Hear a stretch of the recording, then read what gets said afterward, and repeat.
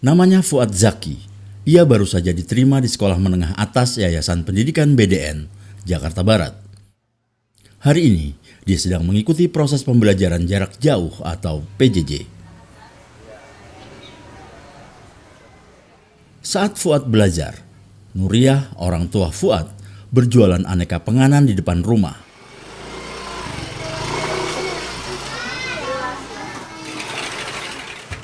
Keuntungannya ia gunakan untuk menambah kebutuhan sehari-hari, termasuk biaya sekolah Fuad. Ya, saya sih berusaha untuk maksudnya sebisa mungkin ya menyekolahkan anak, karena kan anak itu harapan kami dan mereka juga nggak ingin lah sampai putus sekolah. Sebagai orang tua pasti menginginkan anaknya yang terbaik. Jadi saya untuk saat ini mulai berusaha jualan kecil-kecilan, kan seperti yang Mas lihat tuh di depan.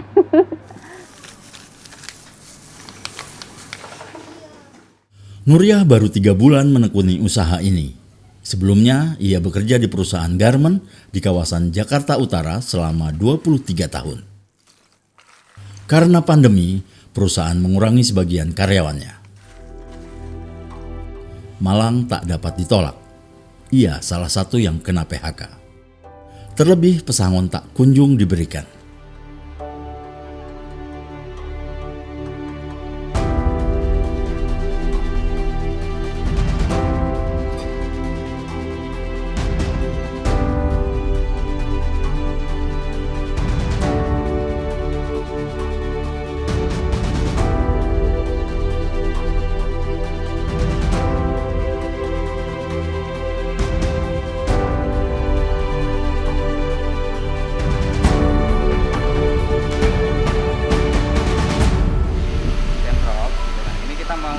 Pengaduan ulang lah intinya gitu, karena penanganan dari Dinas Tenaga Kerja ini lambat. Sudah sebulan lebih. Kita sudah sampai tahap mediasi, mediasi 1, mediasi 2. Terus untuk saat ini sudah ke tahap provinsi. Alasannya dia nggak mampu, nggak punya uang. Iya, alasannya seperti itu terus, nggak mampu. Itu karena kita nggak mampu. Itu alasan perusahaan, itu nggak punya duit itu tuh. Bu, Pemkot DKI kan katanya udah nganggarin 2,5 juta buat anak SMA yang nggak diterima gitu. Yang di swasta? Jadi udah dapat belum? Belum. Belum. Tapi udah dengar info itu. Dengar di berita, tapi kan sampai saat ini di sekolahan belum ada info apa-apa. Karena kemarin kan kami harus melunasi buku untuk bulan. Bagi Nuriyah, pesangon itu sangat berguna untuk biaya sekolah Fuad yang tak diterima di SMA negeri di sekitar rumahnya di Jelambar, Jakarta Barat. Menurut Nuriyah, Fuad tak diterima karena usianya tergolong muda, yakni 15 tahun 8 bulan. Dalam peraturan Kementerian Pendidikan, penerimaan peserta didik baru atau PPDB terbagi menjadi 4 seleksi, yaitu zonasi, prestasi, afirmasi, dan penugasan.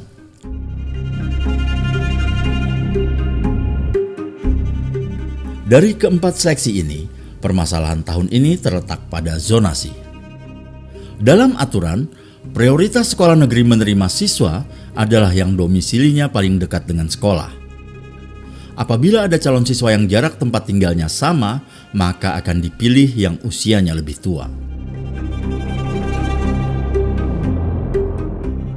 Nah, umur itu memang menjadi alat seleksi terakhir apabila pada daya tampung atau peringkat terakhir memiliki jarak yang sama. Nah, di beberapa daerah justru kemudian usia ini masuk sebagai salah satu pertimbangan prioritas selain jarak. Nah, ini persoalannya di sana.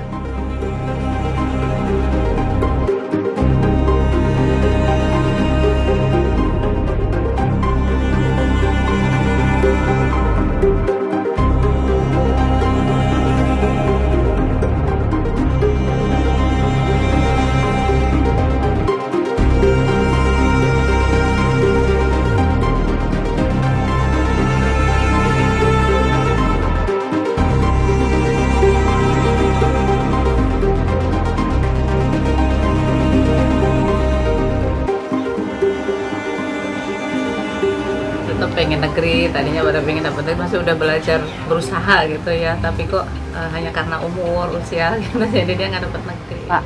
Ada di sekitar sini ada, karena dia kan waktu SD nggak naik, otomatis sisanya lebih tua dong.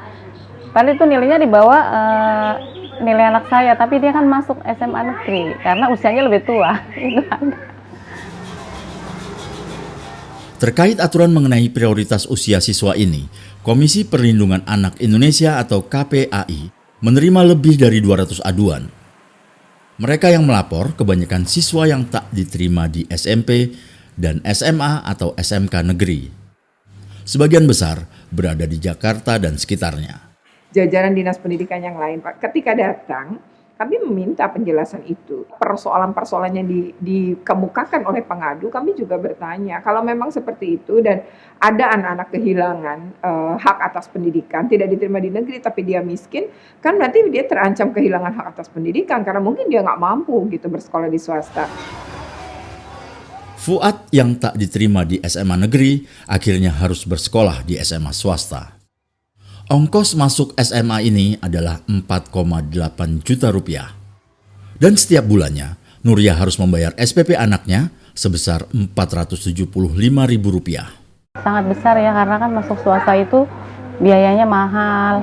Terus lagi juga uang lain-lainnya tuh banyak. Apalagi di saat nggak kerja, di saat seperti ini.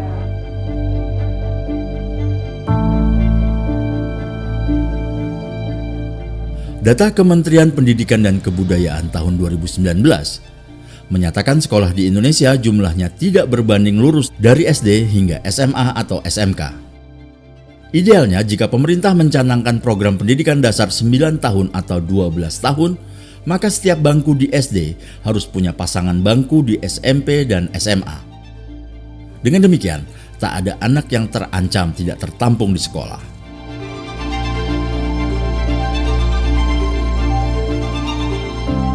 Jadi ini sekolah negeri itu bisa hampir 40 tahun nggak nambah-nambah loh di SMP dan SMA gitu ya. Tapi ini menjadi bertambah, kan yang paling banyak SD itu karena ada SD Impres dulu ya di zaman Soeharto. SMP Impres dan SMA Impres kan tidak pernah dilakukan oleh presiden-presiden setelahnya kan. Lalu, apa yang telah dilakukan oleh pemerintah terkait hal ini?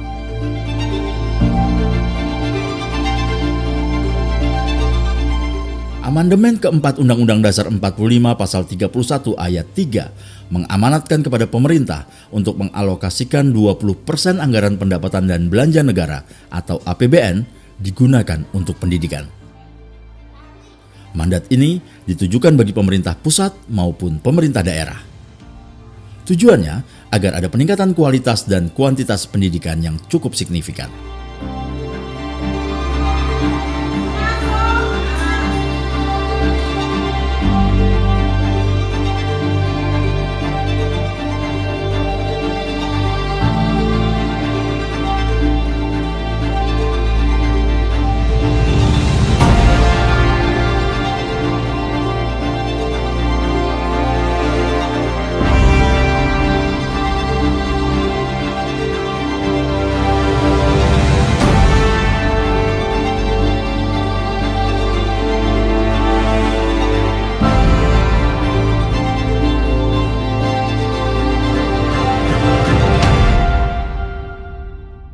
Alokasi 20% itu sebetulnya sangat cukup ya, karena nominalnya itu sebetulnya sudah sangat besar.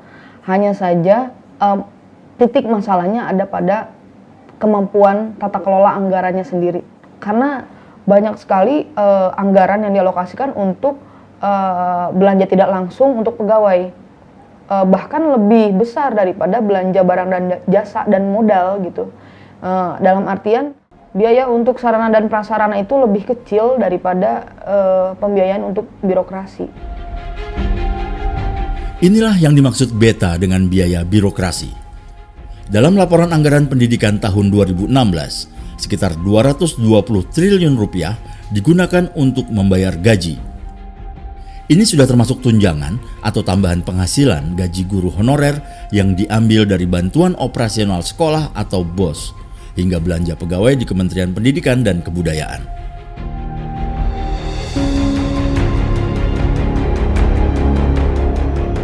Sedangkan untuk rehabilitasi dan pembangunan gedung diambil dari dana alokasi khusus fisik yang besarnya hanya 2,7 triliun rupiah.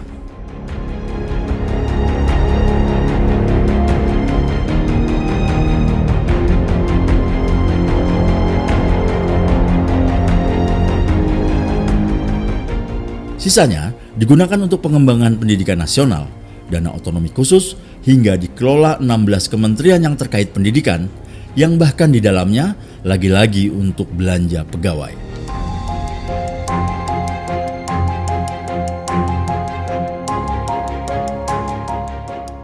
Dengan nilai APBN yang mencapai 419 triliun rupiah, maka secara persentase, 52% alokasi ini untuk biaya birokrasi, alias separuhnya.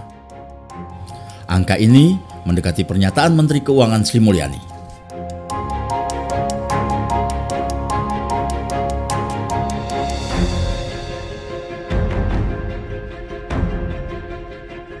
Harusnya gaji dikeluarin dari situ. Harusnya. Agar apa? Anggaran pendidikan benar-benar besar. Kalau memang mau meniru ya, negara asal yang menerapkan seperti Jerman dan lain-lain, kenapa mereka bagus pendidikannya? Karena ya itu fokus untuk anggaran kualitas. Dampaknya pembangunan fasilitas yang nilainya hanya 0,6% tak bisa memenuhi kebutuhan infrastruktur dan pendukung pendidikan.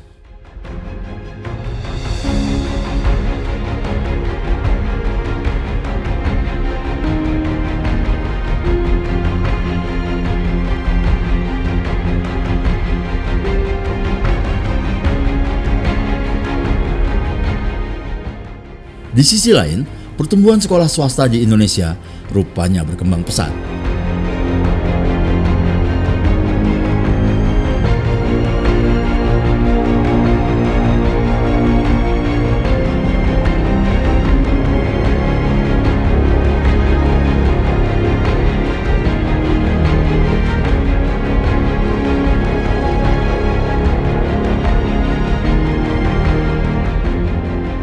Ya, jadi sebenarnya ketika ingin menambah kapasitas sekolah negeri, baik bangku, kelas, maupun juga jumlah sekolah, kami minta pemerintah daerah tetap memperhitungkan keberadaan sekolah swasta.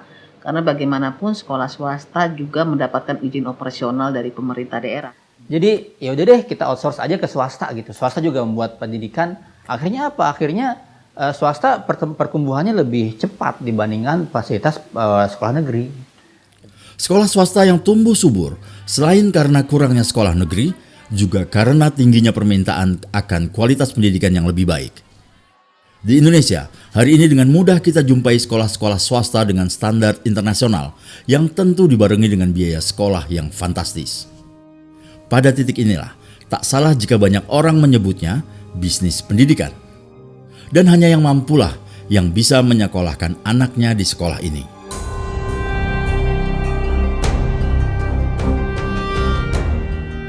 Dalam daftar 20 sekolah SMA SMK terbaik, 14 sekolah terbaik dipegang oleh swasta. Agar diterima sekolah di SMA Pahoa Banten misalnya, orang tua harus mengeluarkan Rp28.800.000 dari kantongnya sendiri. Dan SPP per bulannya mencapai Rp2,7 juta.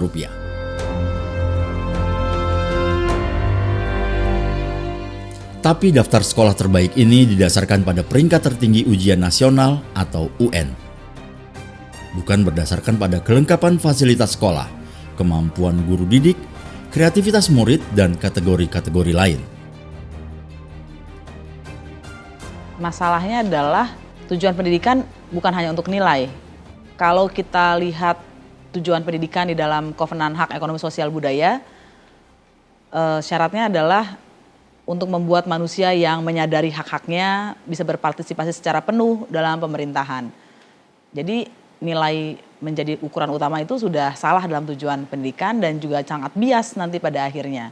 Sekarang jelas pendidikan menjadi pendidikan yang bergaya bank, di mana orang tua merasa pendidikan itu adalah investasi bagi anaknya. Pemerintah juga melihat pendidikan sebagai investasi dari kerja-kerja politiknya. Ketika daya tampung sekolah negeri tidak tersedia, pemerintah daerah harus membiayai warganya itu sekolah di sekolah swasta. Nah, dengan APBD. Pembiayaan pemerintah yang dimaksud Katarina adalah program Indonesia Pintar atau PIP, yaitu program bantuan dana untuk siswa guna meningkatkan taraf pendidikan. Program ini dilakukan dengan mekanisme Kartu Indonesia Pintar atau KJP. Kartu inilah yang akan berisi bantuan dari pemerintah pusat bagi anak sekolah. Besarnya beragam. Untuk siswa SD sebesar Rp450.000, siswa SMP Rp750.000, sedangkan siswa SMA atau SMK Rp1.000.000. Dengan kartu ini, siswa bisa menggunakan uang itu untuk membeli perlengkapan sekolah, membayar uang SPP, hingga menambah uang saku. Tapi khusus DKI Jakarta, ada tambahan Kartu Jakarta Pintar atau KJP. Fungsinya hampir sama seperti KIP, namun besarnya berbeda. Untuk SD, Rp250.000, SMP Rp300.000, SMA Rp420.000, sedangkan SMK Rp450.000. Bila dana KIP untuk 1 tahun, dana KJP dikeluarkan setiap bulan. Memang kita ada KJP, tapi kan kayak dana awal masuk itu kan besar. Berlaku sampai SMA di sini berlaku. Bahkan sampai kuliah negeri kayaknya berlaku udah ada. KJP? Ya, bukan KJP namanya kalau untuk kuliah, KIP apa gitu lah. Untuk mengatasi permasalahan biaya masuk sekolah swasta, pemerintah DKI Jakarta mengeluarkan kebijakan intervensi dengan memberi bantuan uang pangkal dan KJP+. Untuk siswa SD akan diberi bantuan uang pangkal sebesar Rp1 juta dan Rp130.000 tiap bulannya. SMP Rp1,5 juta dan Rp170.000. Untuk SMA SMK, uang pangkalnya sama Rp2,5 juta. KJP Plus untuk SMA Rp290.000, sedangkan SMK Rp240.000. Sebagai rincian, biaya awal yang harus dikeluarkan Nuriyah untuk masuk ke sekolah swasta sebesar Rp4,8 juta. Artinya, untuk membayar SPP Fuad tiap bulan sebesar Rp475.000, Nuriyah tak perlu mengeluarkan biaya lagi. Bahkan sisanya bisa digunakan untuk membeli perlengkapan sekolah seperti seragam, buku, dan lain-lainnya. Tapi Nuriyah perlu menambah Rp2,3 juta dari kantongnya sendiri untuk uang pangkal.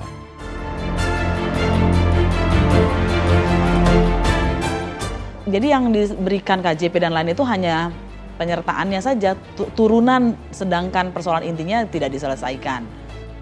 Padahal sebagian besar ketersediaan pendidikan diserahkan pada swasta. Nah akhirnya itu ada kaitannya dengan kualitas. Kualitas bagus diberikan kalau sekolahnya mahal atau kalau orang tua mau membayar mahal. Jadi pada akhirnya kesetaraan pendidikan dalam arti kualitas tidak terjadi. Sekali lagi, ini khusus siswa di Jakarta yang pendapatan daerahnya memang besar. Tapi bagaimana dengan siswa di daerah lain? Dalam catatan kami, hanya 4 daerah di Indonesia yang mampu mengalokasikan dana APBD-nya 20% untuk pendidikan.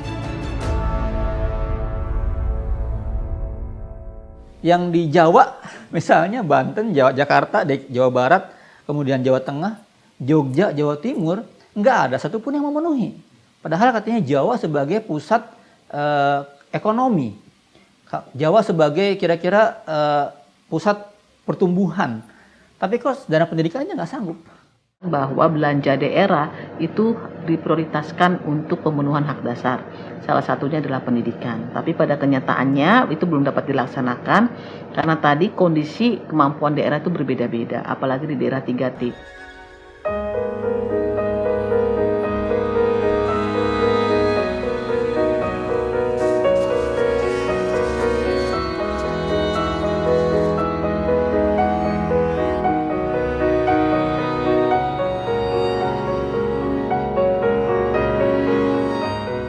Perlu ada evaluasi dan solusi bagi daerah-daerah yang tak bisa memenuhi 20% anggarannya untuk pendidikan. Tak hanya itu, transparansi penggunaan dana APBD juga perlu dilakukan. Sehingga ketika misalnya kasus kejadian ada anggaran untuk lem Aibon, ya kan, lem Aibon sekian puluh miliar, itu kan nggak akan terjadi. Ya kan? Beruntung anggota dewan bicara. Kalau nggak bicara ke publik kita nggak pernah tahu tuh ada anggaran AIBON seperti itu. Jadi berdasarkan rilis dari ICW bulan Juni 2020 itu salah satu modus yang kerap terjadi adalah pemotongan dana BOS. Dana yang sudah diberikan ke masing-masing daerah memang perlu diawasi. Tapi perencanaannya pun tak kalah penting. Seperti perencanaan anggaran pendidikan tahun 2020. Dari total anggaran sebesar 508,1 triliun rupiah, Kemendikbud mengelola sekitar 75 triliun. 400 miliar diantaranya untuk penanganan COVID. Pertanyaan penting, kok bisa ngambil dari dana pendidikan? Harusnya kan dia ambil dari dana kesehatan. Jadi itu dia yang tadi saya bilang ada semacam akal-akalan. Karena dia kategori untuk pendidik pakai dana pendidikan. Harusnya kan dia misalnya dialokasikan khusus untuk PJJ. Untuk murid-murid yang nggak mampu misalnya beli laptop, beli kuota. Kenapa nggak dialokasikan ke sana? Dalam pemilihan anggota konstituante, urutannya masih sama dengan pemilihan anggota PJJ atau pembelajaran jarak jauh yang dimaksud Muhammad Isnur memang menjadi masalah lain dalam dunia pendidikan kita akhir-akhir ini. Hampir semua elemen pendidikan kita rupanya tidak siap ketika wabah corona mengharuskan kegiatan belajar mengajar dilakukan jarak jauh. Jadi kayaknya kita duluan yang belajar, kita harus belajar dulu, dan mereka lebih mengerti dengan bahasa langsung daripada mereka harus lewat video. Jadi paling saya belajar duluan, setelah itu baru ngejelasin ke anak-anak. Gimana? Yang mana tanya? Nggak tahu yang mana. Ya udah bebas, yang mana aja. Saya bingung. Sini boleh, ini kan. Masalah terjadi di berbagai lini, mulai dari kurikulum, metode pengajaran, kesiapan orang tua dan siswa, hingga ketergantungan dengan infrastruktur komunikasi berbasis internet. Banyak warga yang ekonominya pas-pasan, ketambahan beban ketika anaknya diwajibkan memiliki telepon seluler dan paket data internet.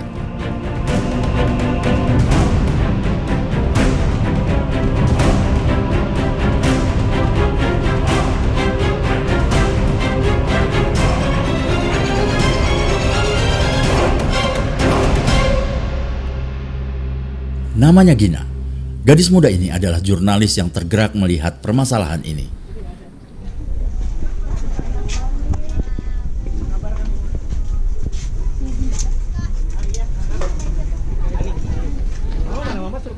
Mama, Ibu Kesya. Assalamualaikum Bunda.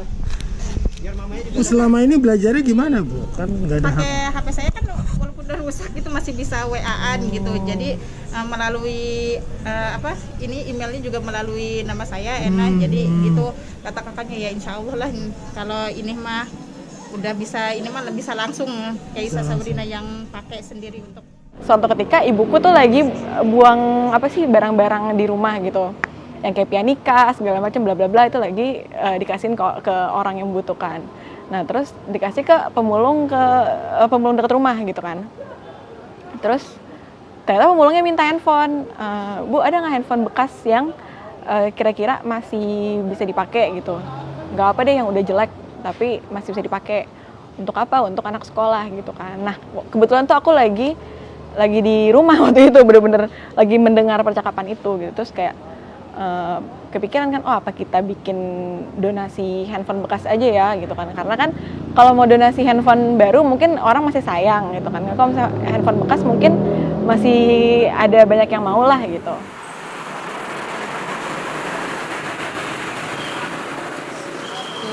Satu orang, luar biasa nggak? Tapi chargernya nggak ada guys. Ada ding. Seujon aja harga. Dia ngasih handphone kayak ginian juga. Ya. Dari ide menjadi sebuah gerakan. Kini Gina Galia sedang mendata 88 ponsel yang dikirim dari berbagai donatur. Nantinya, gawai ini akan ia bagikan kepada siswa yang membutuhkan. Ini HP apa sih?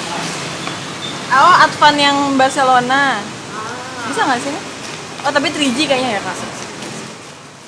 Aku dan teman-teman buka untuk Jabodetabeknya ternyata demand-nya sampai Nabire gitu loh.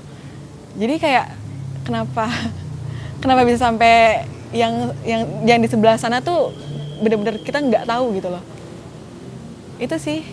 Satu, bagaimana pemerintah itu punya kewajiban menyediakan akses pendidikan internet berbasis internet secara gratis.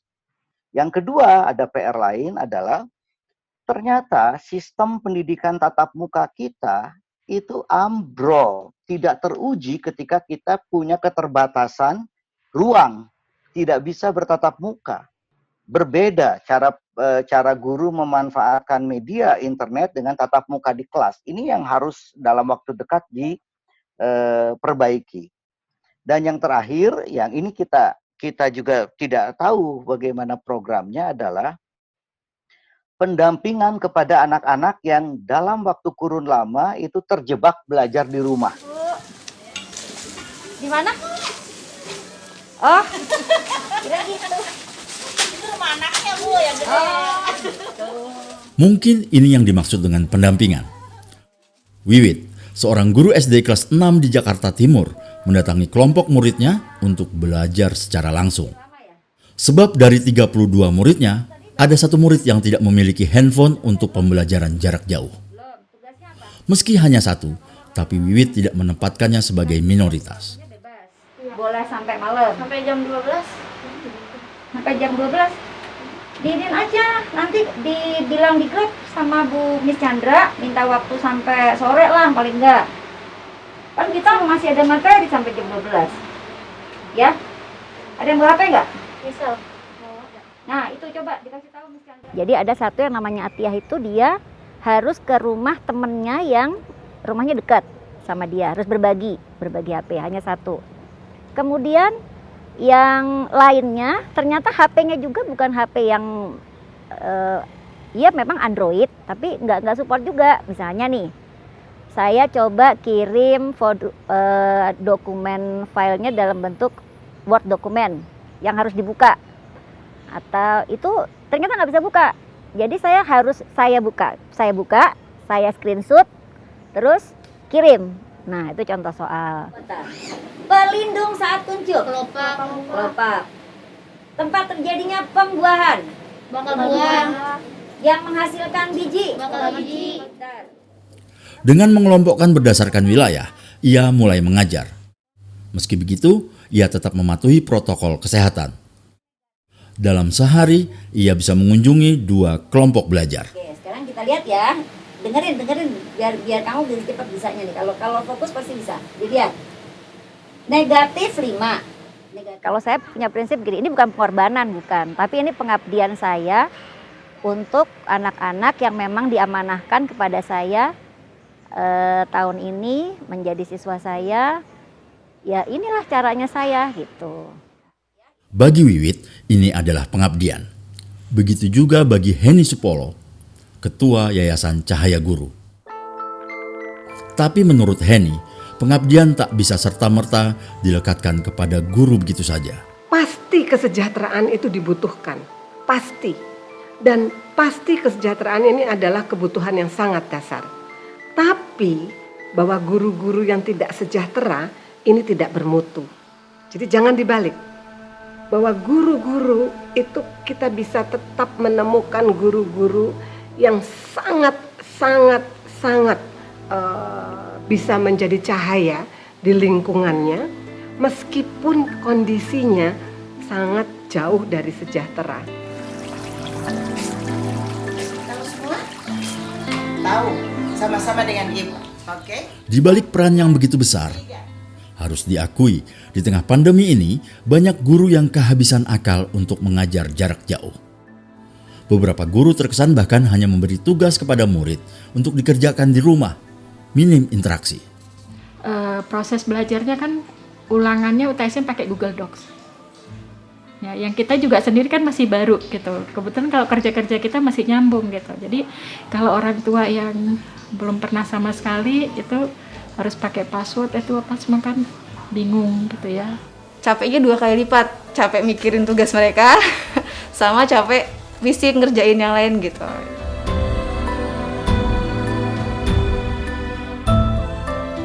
Di masa pandemi ini, di masa pembelajaran jarak jauh ini harus membuat formula belajar mengajar yang tetap memperhatikan kondisi sekitar anak-anak gitu. Terus jangan samaratakan, harus berkeadilan kalau menurut saya. Jadi jangan gini, Dan aja nggak punya pakai data, orang kita maunya IT gitu kan ya. Misalnya kita mau pakai yang sudah yang inovasinya lebih inilah gitu, misalnya pakai, tapi nggak mendukung gimana gitu. Jadi menurut saya itu sangat tidak berkeadilan.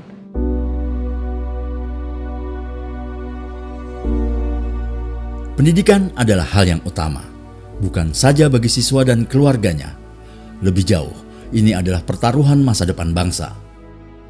Kalau pemerintah kemudian mengatakan misalnya izin sekolah swasta adalah dengan izin usaha, nggak salah, karena undang-undangnya mengatakan dapat.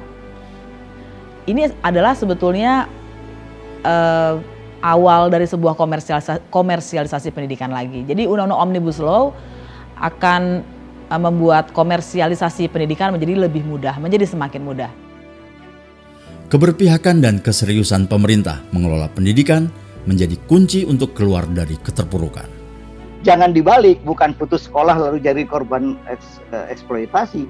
Justru karena mereka miskin, mereka berpotensi jadi korban eksploitasi, termasuk berpotensi putus sekolah, gitu loh.